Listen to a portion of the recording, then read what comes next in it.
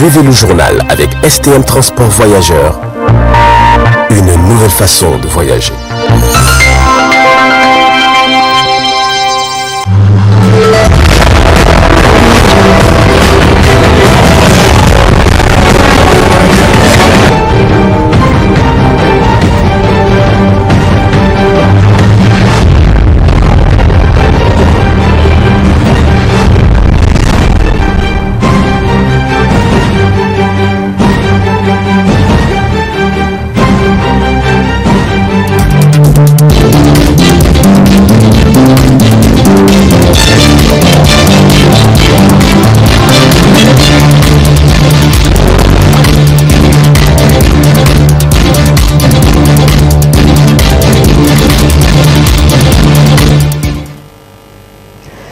Voilà, messieurs, dames, bonsoir, bienvenue sur cette grande édition de la télévision Tambra de ce mercredi 24 août 2022 que j'ai le plaisir de vous présenter. Cela dit, ouverture ce matin de la session ordinaire du Conseil supérieur de la communication, une session du mois d'août 2022 et également une session durant laquelle plusieurs points ont été abordés. Suivez plutôt. Cette session ordinaire intervient juste après l'accident dramatique qui avait occasionné des pertes en vies humaines d'hommes de médias. Le président du Conseil supérieur de la communication, CSC, a tenu à l'ouverture de cette session ordinaire du mois d'août 2022 à adresser ses condoléances aux journalistes de la radio alternative, mais également aux différentes familles endeuillées.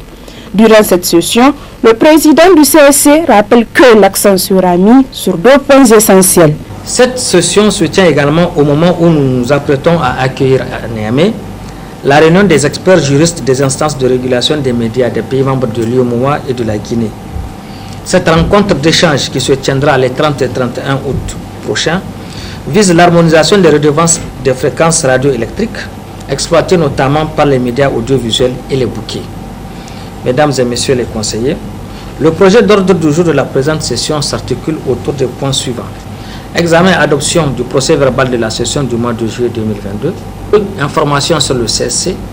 Examen et adoption du rapport de la commission suivi des cahiers de charges, accès équitable et publicité. Examen et adoption du rapport de la commission éthique, déontologie et carte de presse. Et enfin, questions diverses. Mesdames et messieurs les membres du CSC, j'appelle une fois de plus la plénière du Conseil à examiner les différents rapports des commissions qui sont soumis à notre appréciation, en toute responsabilité et avec toute la rigueur requise. La commission éthique, déontologie et carte de presse dont le rapport est inscrit à l'ordre du jour de la présente session, faut-il le rappeler, veille entre autres au respect de la charte des journalistes professionnels déposée auprès du Conseil supérieur de la communication, relève tout manquement à la déontologie, donne un avis motivé pour la délivrance et le retrait de la carte de presse des journalistes professionnels, auditionne les responsables des organes de presse ou les journalistes ayant fait l'objet de plaintes ou de saisines d'office du CSC.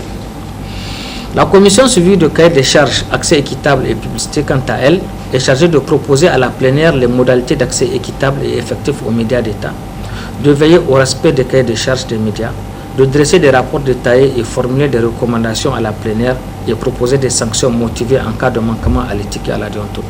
Ces deux commissions qui sont les chevilles ouvrières de notre institution ont préparé leur rapport en collaboration avec les directions techniques du CSC et ce sont ces rapports qui sont soumis à notre appréciation. Durant les 5 jours que durera cette session, les conseillers auront à engager des débats fructueux autour de ces 5 points inscrits à l'ordre du jour de cette session. Suite de cette édition, deuxième assemblée générale du mouvement tournant la page pour l'alternance démocratique en Afrique. Ce matin, c'était à la maison du citoyen. Suivez cet extrait de l'assemblée générale sur cette édition.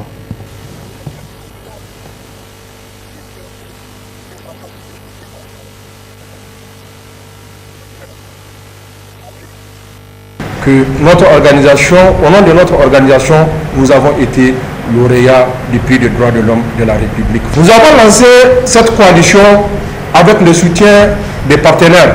Nous avons pu faire ce que nous appelons le maillage territorial. Dans toutes les régions, nous sommes présents et les coordinations régionales sont à pied d'œuvre pour mettre en place des coordinations au niveau départemental, au niveau communal. Donc, notre coalition est en train de prendre de l'ampleur sur l'échiquier national. Au-delà de ça, par rapport à la lutte citoyenne, nous avons toujours répondu présent et nous continuons à répondre présent auprès de nos autres structures de la société civile nigérienne pour les défis à relever. Et au niveau international aussi, nous avons créé une synergie d'action pour défendre effectivement la démocratie, l'état de droit et lutter surtout contre la dictature et la succession de pouvoir par la transmission de père en fils. Donc, notre mouvement, notre coalition se porte très bien à 3 ans d'existence. Permettez-moi de vous dire aussi d'une initiative ô combien louable. Vous avez constaté que nous avons pu rédiger un rapport sur le rétrécissement de l'espace civique. Dans ce rapport, vous avez constaté que plusieurs salles publiques nous ont été interdites. Mais nous avons réfléchi pour mettre en place ce que nous appelons la maison du citoyen. Cette maison du citoyen qui est un cadre idéal d'échange où les structures de la société civile en toute indépendance peuvent se réunir, échanger et tracer ce que, comme ils le veulent dans cette maison du citoyen. Au-delà de ça, cette maison du citoyen est un cadre d'écoute. Un cadre d'écoute où les citoyens ont un numéro où ils peuvent appeler pour faire cas de leur devoir. Et nous avons des volontaires qui sont sur place, qui essayent de les orienter par rapport à leurs problèmes. En visite de travail au Niger, Dr Kassi Adou de la radio-télévision ivoirienne RTI était cet après-midi dans les locaux de la radio et télévision Tambra. Quel est l'objectif de cette visite suivant sa réaction? J'ai constaté qu'il y a un nombre important de femmes, des femmes leaders qui ont chacune des responsabilités et qui gèrent avec maîtrise leurs différents départements. Et pour moi, c'est une très bonne manière d'affirmer le leadership des femmes en entreprise et particulièrement dans les entreprises audiovisuelles. Donc mon impression est très bonne. Je suis juste venu partager de l'expérience avec vous, c'est-à-dire notre expérience à nous est venue aussi acquérir de l'expérience auprès des télévisions nigériennes et particulièrement Tambara TV. Alors, comme je vous disais lors de nos échanges, au sein de la RTI, nous avons une direction qui est chargée de la production et de la distribution de contenu audiovisuel africain. Donc, nous avons un catalogue de séries africaines et de films africains qui visent à répondre aux attentes des chaînes de télévision. Donc voilà un peu ce que je suis venu faire ici et surtout m'imprégner des réalités au niveau de Tambara TV.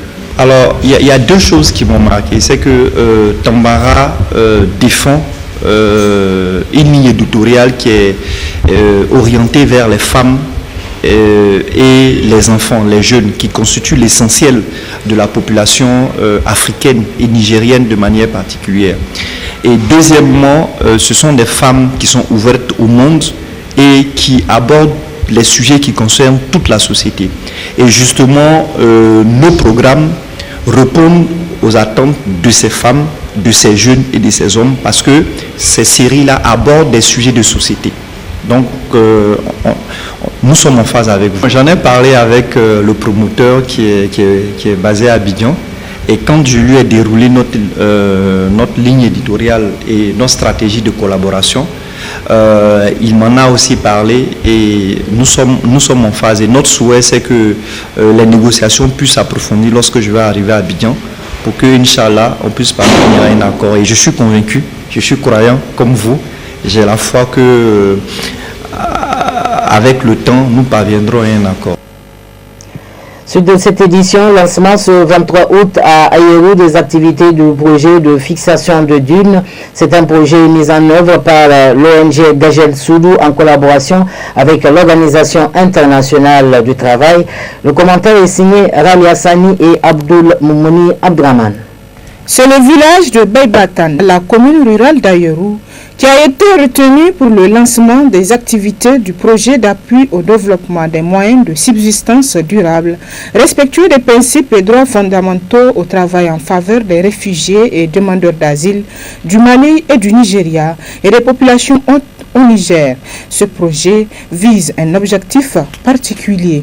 Cette activité concerne les bénéficiaires sont des réfugiés qui sont venus du Mali et d'autres même du Nigeria, ainsi que la population autochtone. Cet appui, nous l'avons obtenu grâce au concours et à l'appui financier de l'OIT, qui est Organisation internationale du travail. C'est un projet d'environ 25 millions pour appuyer les réfugiés, pour les aider. Non seulement ils vont travailler, récupérer la terre, planter des arbres, du fourrage, mais également les ressources générées par ce travail-là vont leur permettre de subvenir à leurs petits besoins. Bon, c'est un petit programme de 3 mois maximum. On a fait le lancement aujourd'hui et si tout va bien, déjà les travaux vont commencer. L'endroit a été identifié et les matériels ont été achetés. Tout simplement, le recrutement va commencer à partir d'aujourd'hui et demain pour commencer les travaux pendant 3 mois dans cette zone. D'abord, ce projet, c'est un projet pour la cohésion sociale. Qui connaît le département d'Ayoru, on sait c'est une zone plus ou moins en tout cas d'insécurité. Alors nous avons des réfugiés qui sont là, nous avons la population autochtone. Qu'est-ce qu'il faut faire? Il faudrait tout simplement que nous sommes des Nigériennes et qu'on arrive à être en tout cas accueillants par rapport à ces gens qui ont quitté chez eux en cause de l'insécurité et qu'on ouvre nos portes à ces gens-là, les aider à surmonter les soucis, en tout cas les préoccupations auxquelles ils sont confrontés. Notre souhait est que cette population arrive à surmonter et à accepter de vivre avec ces réfugiés-là pour nous permettre de mieux encore faire aider en les aidant, on est en train de s'entraider nous-mêmes. C'est un projet qui intervient en faveur des populations des Baïbatan. Le préfet de la commune d'Ayoru apprécie ainsi à sa juste valeur ce projet qui, dit-il, intervient à un moment fort opportun. C'est l'objectif, bien sûr, de toutes les autorités de la 7e République, de voir les conditions de vie des populations améliorées et améliorer aussi le climat de vie qui est là entre les déplacés, les réfugiés, les populations hautes qui doivent travailler la main dans la main pour que la cohésion sociale soit. C'est dans ce cadre que l'ONG Gagel a pu coopter un financement tel que l'a dit son représentant déjà de presque 25 millions qui va être injecté dans votre commune et plus précisément au niveau du village de Baïbatan. 3 mois durant, ce projet permettra à terme d'améliorer les conditions de vie des populations d'accueil hautes victimes de l'insécurité et ses corollaires. Il facilitera aussi la récupération des terres afin de créer un climat de paix entre les Nigériens à travers ces genres d'actions de développement. Dernier élément de cette édition, la corruption est un phénomène qui touche tous les pays. Aucun État n'y échappe, quel que soit son niveau économique ou social, mais la réduction peut être envisageable. Suivant ensemble le coordinateur du réseau anti-corruption sur cette édition. Au Niger, les causes de la corruption sont multiples en réalité, parce que quand on regarde dans un premier temps, il y a la question de la politisation de l'administration. Ce qui fait qu'en sorte qu'on nomme en réalité ce qu'on veut et pas ceux qui peuvent faire le travail.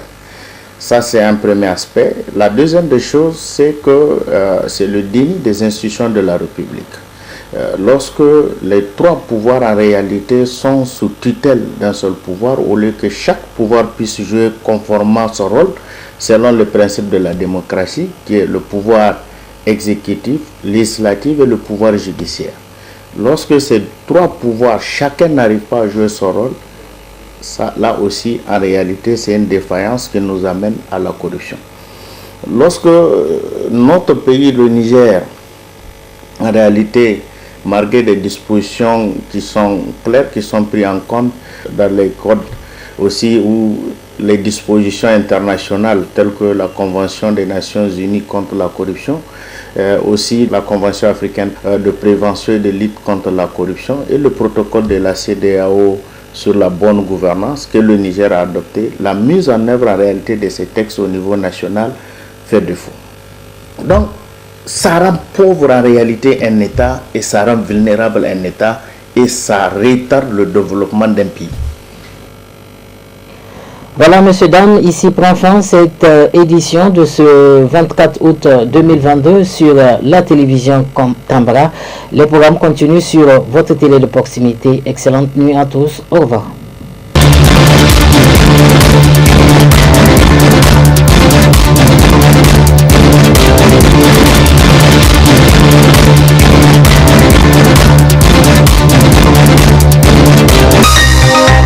Ce journal vous a été présenté par STM Transport Voyageurs. Une nouvelle façon de voyager.